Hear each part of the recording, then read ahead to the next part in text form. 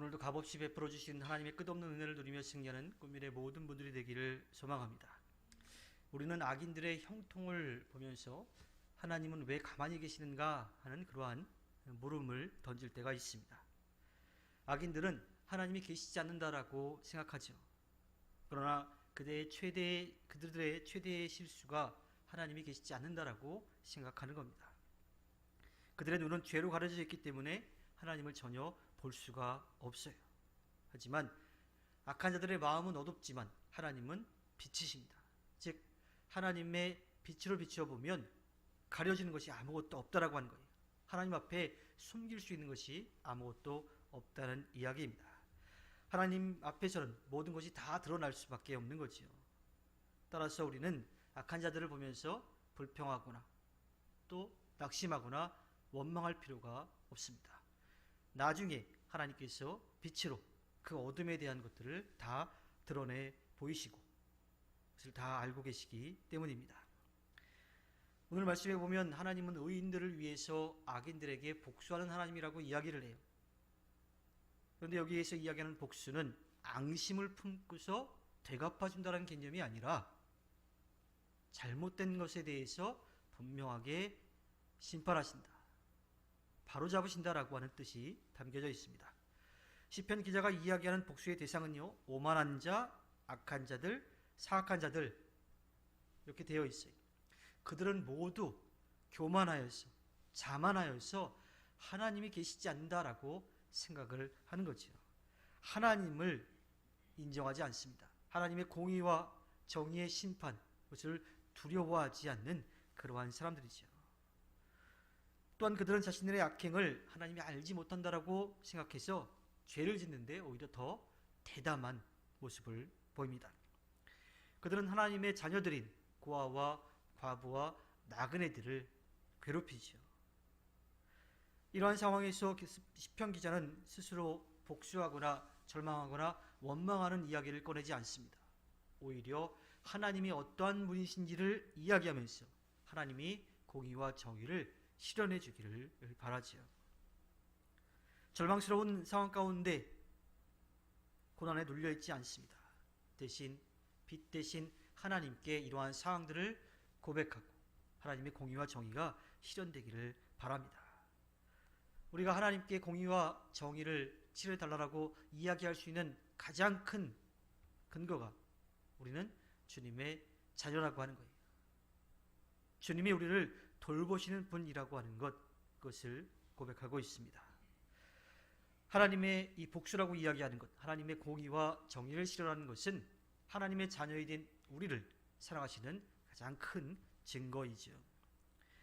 현실에서 일어나는 모든 악한 일에도 불구하고 우리가 위로를 받을 수 있는 분명한 근거가 하나님의 자녀인 우리가 하나님 앞에 인정을 받고 악한 자들은 반드시 심판받게 된다고 하는 겁니다. 하나님은 악인들이 회개하고 돌아오기를 바라시는 마음으로 지금도 기다리고 계세요. 그러나 그 기다림이 영원하지는 않습니다. 참고 계시지만 하나님이 그들을 심판하지 않는 것은 아니라고 하는 거지요. 언젠가 하나님 앞에 악의 모든 상황들, 그 어두움들 다 드러날 수밖에 없게 될 것입니다. 그리고 그 악에 대한 심판을, 그에 따른 대가를 분명하게 치르게 하십니다. 그러므로 우리는 악인들이 누리는 잠깐의 세상적인 권력들, 또 쾌락들, 그것을 부러워할 필요도 없고요. 왜 이런 그들에게 벌이 내리지 않는가 하고 낙심하거나 하나님을 원망할 필요도 없습니다. 오히려 그들은 이 땅에서 그 악으로 인하여서 세상적인 쾌락은 누릴지 모르겠지만 그것이 분명히 잠깐이라고 하는 것을 알아야 되고요. 하나님께서 그들을 반드시 공의와 정의로 심판하실 것을 믿고 우리는 바른 삶을 살면서 기다려야 합니다. 하나님의 선하심을 신뢰하고 그분의 공의를 쫓아 살아가야 하죠. 비록 그 길이 좁고 힘든 길이라 할지라도 우리는 그 길을 걸어가야만 합니다.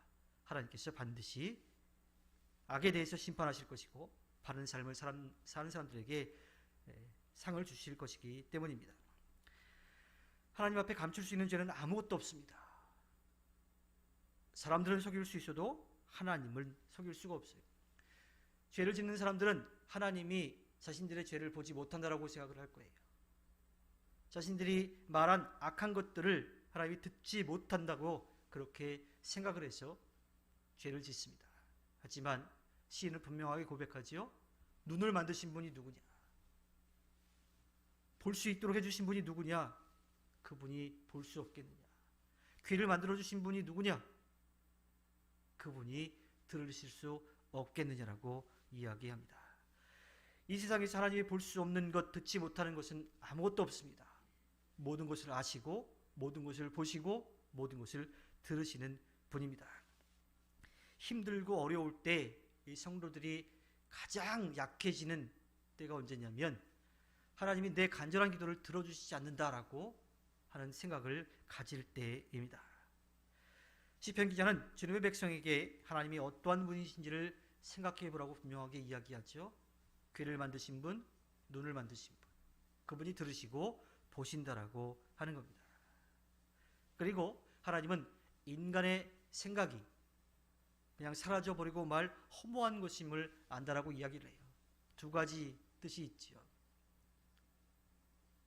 하나는 하나님 앞에서는 어느 누구도 힘을 자랑할 수 없다라고 하는 것이고, 또 하나는 하나님께서는 그들의 연약함을 아시고 그들을 도우신다라고 하는 겁니다.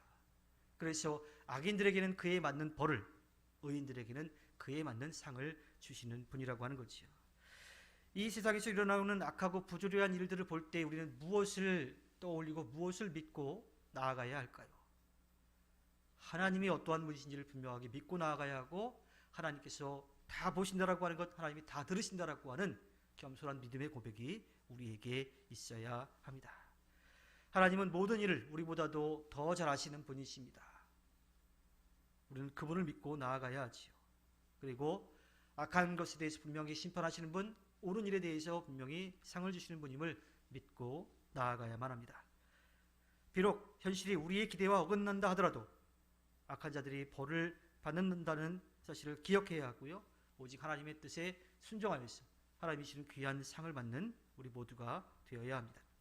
하나님께서 허락해 주신 오늘 하루를 살아갈 때 사랑과 정의의 하나님을 믿고 나아가 승리하는 국민의 모든 분들이 되기를 주님의 이름으로 부탁드립니다. 기도하겠습니다.